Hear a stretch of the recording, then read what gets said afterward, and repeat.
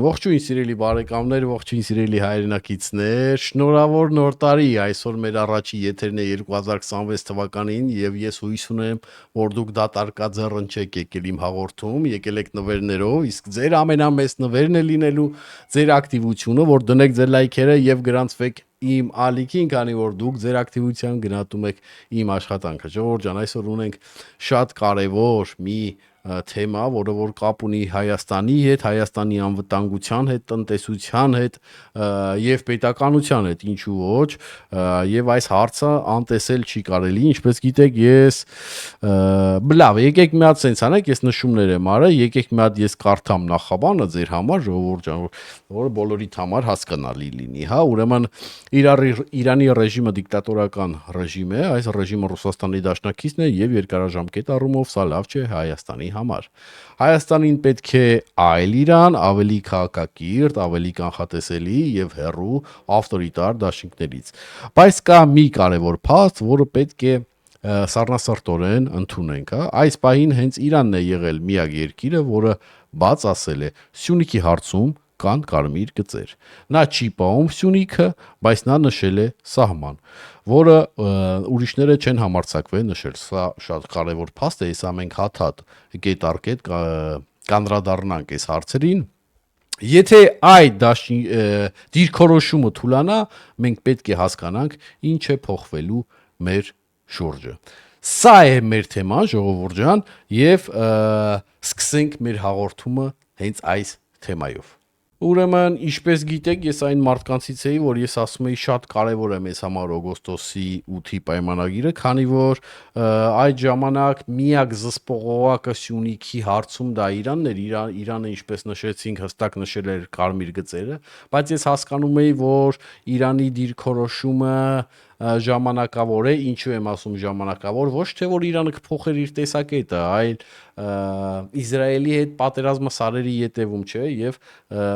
եկավ այդ օրը Իսրայելը պատերազմ հայտարարեց անակնկալ կերպով Իրանին եւ Իրանը խայտառակ պարտություն կրեց չնայած նրան որ ինչ որ ուժեր Հայաստանում տարեն ինչ որ մի քարոզ sense տարօրինակ քարոզ որ գիտեք ինչ կա Իրանը ջարդուխուրդ է արել Իսրայելին եւ Իսրայելը վազելով գնացել է եւ հրադադար է խնդրել Իրանից սա մի խայտառակություն է սա մի խայտառակ քարոզ էր որը որ տանում էին Հայաստանում իհարկե ես գիտեմ դուք ոչ մեկը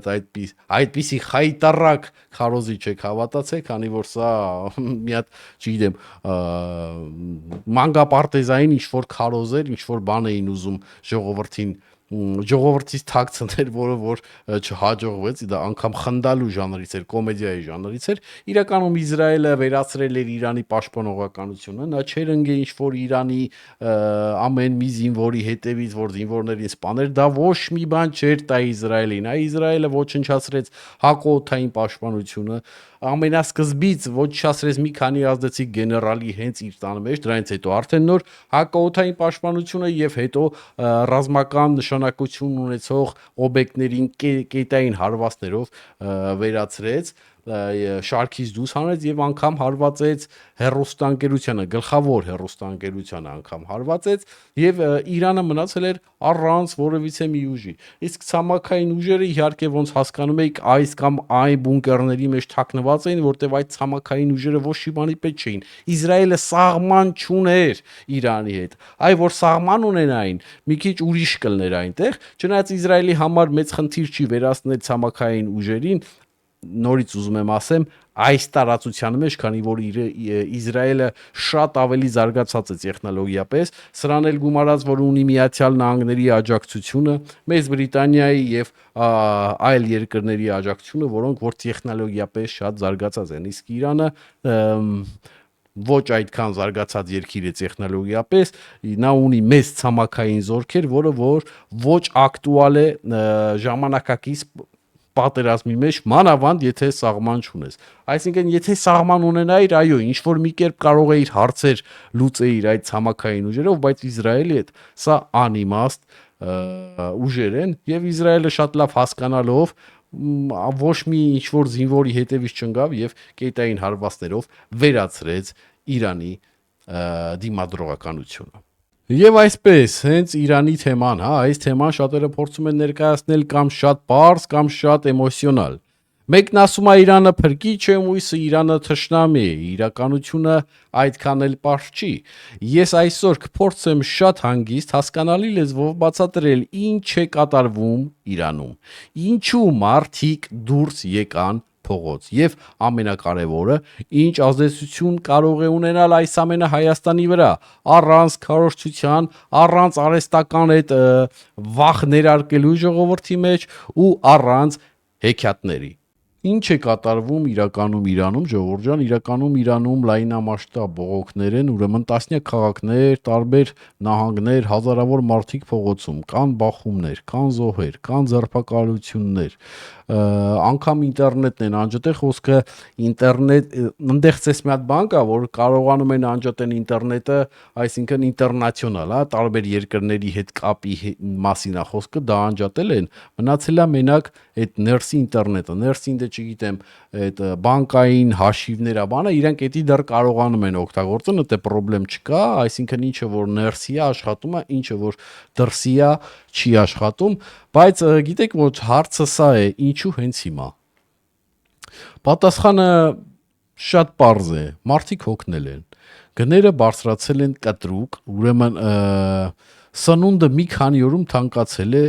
իրանց գումարը արժեքազրկվել է, շատ ընտանիքներ չեն հասցնում անցվա վերջ, բայց սա միայն տնտեսական հարց չէ, սա վստահության կորուստի հարց է, մարդիկ չեն հավատում, որ այս իշխանությունը կարող է իրենց կյանքը լավացնել, սրան էլ գումարվում է, որ մարդիկ նույնպես սկսել են հասկանալ, որ պատերազմը իրանք պարտվել են, ոչ միայն վատ են ապրում, այլ նաև պատերազմը պարտվել են, որ իրանց էլ էին ասում հաղթել ենք, ոչ իման էլ չեն հաղթել, մարդիկ սկսում են հասկանալ, այդ նույն Իսրայելը այնտեղ է,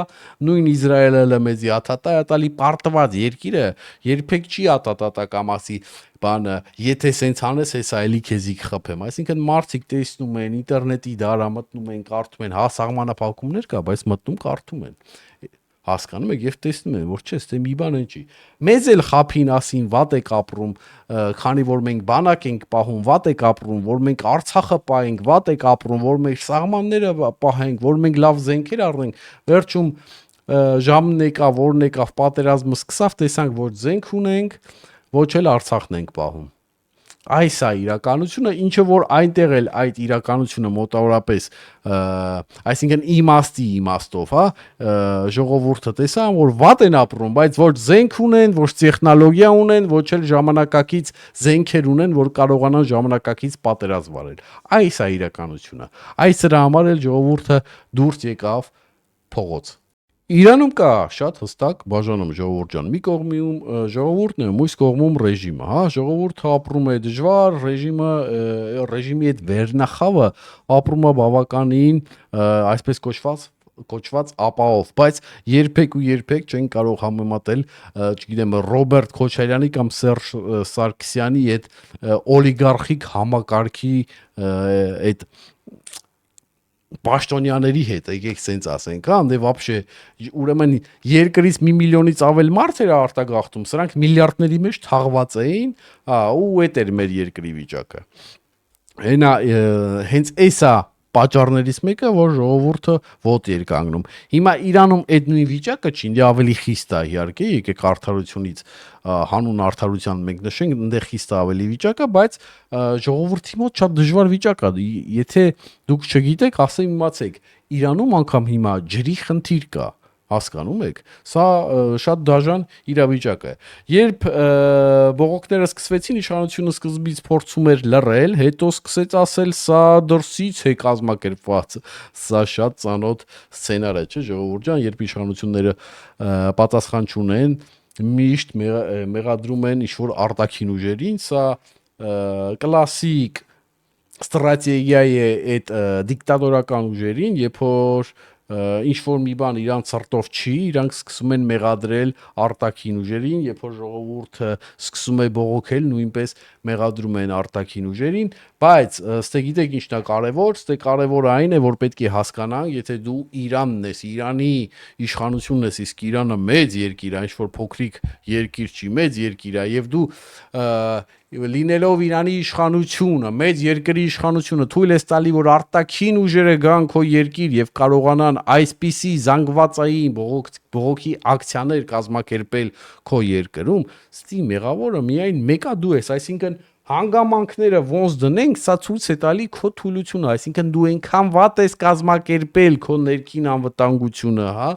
քո ԱՑՆ-ն էլ այնքան վատ է աշխատում, որ այսինքն արտաքին ուժերը կարողանում են այսպիսի զանգվածային բողոքի ակցիաներ կազմակերպել քո երկրի ներսում, սա ցույց է տալի քո թուլությունը եւ քո անպետքությունը որպես երկրի իշխանություն, սա է իրականությունը։ Եվ հիմա ամենաբարդ հարցերից մեկը, հա, որը որ շատեր ուզում են իմանան, կնկնի ռեժիմը թե ոչ, ճշմարտությունը այն է, որ այս պահին դա դժվար է, ժողովուրդ ջան, ինչու, որովհետև մարդիկ այո կան փողոցում, բայց լիդեր չկա, հա, չկա ղեկավարություն, իսկ առանց լիդեր, առանց ղեկավարություն մի քիչ դժվար է, բանակը դեռ չի անցել ժողովրդի կողմից, սրան է գումարած այդ ուժային համակարգ ուժեղը եւ դաժան, իսկ այդ ուժային համակարգը դեռ լրիվ չի ցույց տվել իր պոտենցիալը, ճիշտ է, արդեն կան զոհեր, արդեն կան կրակոցներ, բայց դուք շատ լավ գիտեք, որ Իրանի իշխանությունները, եթե որ ասում են տենան ձեռներից այցում է իշխանությունը, իրանք առանց որ ասում է աշկ թարթելու կարող են հազարավոր մարդկանց սպանել, առանց բան անելու, մտածելու անգամ եւ հələ որ իրանք այս քայլին չեն գնացել այս վիդեոյի ժամանակ, այս տեսանյութի ժամանակ, ժողովուրդ ջան, ես չգիտեմ հետագայում ինչ կլինի, բայց այս ժամանակ այս պահին, այո, կան զոհեր, բայց այս ձևի դաժանություններ, որ հազարավոր մարդկանց վրա կրակված են, դեռևս դες բան չի եղել, եւ նենց որ ռեժիմը այս պահին կընկնի, ես չեմ տեսնում, բայց սա չի նշանակում, որ բողոքները անիմաստ են, բայց կարելի է այսպես ասել, որ պետք է չափազանց զգույշ լինել սպասումներում։ Եվ հիմա ժողովուրդ ջան, շատ կարևոր հարց մեզ համար, որը որ ուղիղ կապ ունի մեր հետ, Իրանը Հայաստանի համար պարզապես հարևան չէ, Իրանը տարածաշրջանային գործոն է, որը երկար տարիներ որոշակի հավասարակշռություն է ստեղծել հատկապես Սյունիքի համար, եկեք ճիշտ բառերով ասենք, հա, Իրանը չի պաշտպանում Սյունիքը, Իրանը չի ապահովում մեր անվտանգությունը, բայց Իրանը եղել է միակ երկիրը, որը բաց հրապարակայինորեն ասել է Սյունիքի հարցում կան կարմիր գծեր, սա շատ կարևոր տարբերություն է, եթե Իրանի ներսում թուլանա, հա, այսինքն Իրանը հենց իր ներսում թուլանա, զբաղված լինի միայն իր խնդիրներով, այդ կոշտ դիրքորոշումը կարող է թուլանալ, եւ այստեղ առաջանում է վտանգավոր հարց, ովքեր են փորձելու լցնել այդ դատարկությունը եւ իհարկե այստեղ Ադրբեջանն ու Թուրքիան կարող էին ժամանակին, հեսա կասեմ ինչու ժամանակին առիթից օգտվել եւ տարածաշրջանային ճնշումներով փորձել Հայաստանին կամած կլանել, մանավանդ այդ Սյունիքի մասին է խոսքը, հա, ոչ թե ողջ Հայաստանը, այ Սյունիքի մասը կամած կլանեին ճնշումներով, եթե պետք կլիներ անգամ ռազմական ուժով։ Ինչու այս սրա համար էր, որ ես ժամանակին ասում էի, որ այս օգոստոսի 8-ի պայմանագիրը մեզ համար կարևոր է,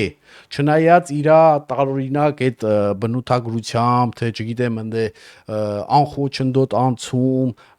անխոչնդոտ ճանապարհ, էսյան, որի համար որ դեռ մենք պետք է պարզաբանություն ստանանք մեր երկրի իշխանություններից, բայց ես սրա համար էի կողմ, որտեվ ես շատ լավ հասկանում էի, որ Իրանը, եթե այդ պահին զսպող օղակ է հանդիսանում մեր ոչ բարով հարևանների վրա Սյունիքի հարցով, պաշտպանելով իհարկե Իրանը պաշտպանում է իր շահերը, ոչ թե Հայաստանի շահերը, քանի որ իր համար դա ճանապարհ է լինելով այդ սանկցիաների տակ։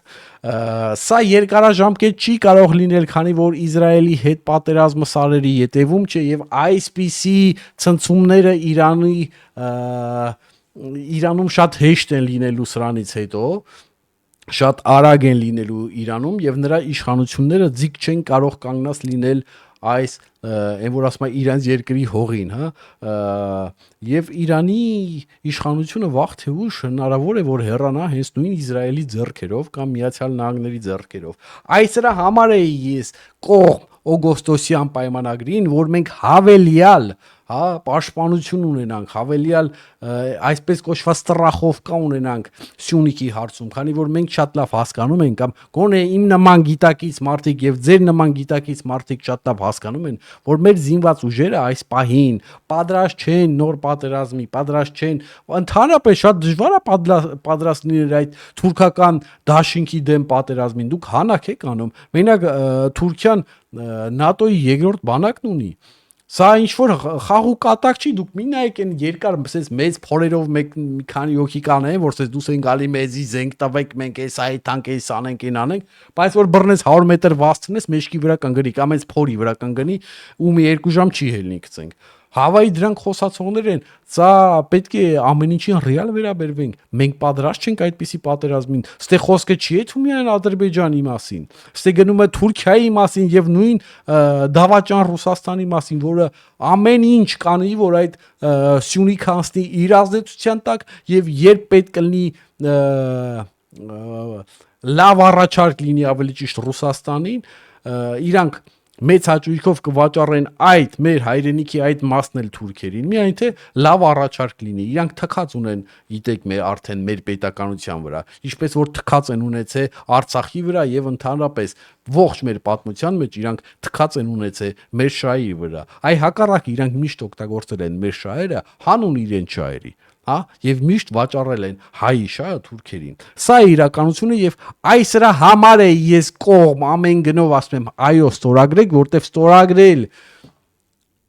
Միացյալ Նահանգների նման երկրի հետ պայմանագիր, որտեղ որ Միացյալ Նահանգները ինչ որ կեղ չեմ ասում, սենց սախ Սյունիքի անվտանգությունը, բայց այդ Միջանսկի անվտանգության հետ կապ ունենա, սա շատ կարևոր է եւ հավելյալ այսպես կոչված ստրախովկա էր մեզ համար։ Եվ ես նորից ասում եմ, մեզ համար այդ օգոստոսի պայմանագիրը շատ կարևոր էր եւ անվտանգային հարց լուծեց, քանի որ այս օրը, ինչպես տեսնում եք, եկավ։ Եկեք մի հատ ժողովուրդ ջան թեթև ամփոփենք, ուրեմն Իրանում տեղի ունեցածը մեզ չի կարող անտեսել, դա կարող է ստեղծել ռիսկեր Հայաստանի համար, բայց կարող է նաև բացել նոր հնարավորություններ։ Ամեն ինչ կախված է մեզանից, թե ինչպես կաշխատի Հայաստանի իշխանությունները, կանեն ճիշտ քայլեր, կօգտվենք, չեն անի ճիշտ քայլեր, շատ լուրջ վտանգներ եւ սպառնալիքներ կառաջանա Հայաստանի Հանրապետության համար։ Երկարաժամկետ իդեալն ու կարճաժամկետ անվտանգությունը միշտ նույնը չեն լինում։ Ժողովուրդ ջան, ես էս էի պատրաստել ձեզ համար այսօր, եթե համաձայն եք այս վերլուծության հետ, խնդրեմ դնել ձեր մեկնաբանությունները, եթե համաձայն չեք, նույնպես դրեք ձեր մեկնաբանությունները, կզրուցենք, կփորձենք իրար հասկանալ եւ իհարկե չեք մոռանում դնել ձեր լայքերը, գրանցվեք իմ ալիքին, որը որ շատ կարեւոր է ինձ համար։ Հիշեք, որ դուք ձեր ակտիվությամբ գնահատում եք իմ աշխատանքը։ Ստեսյուն, հաջողություն։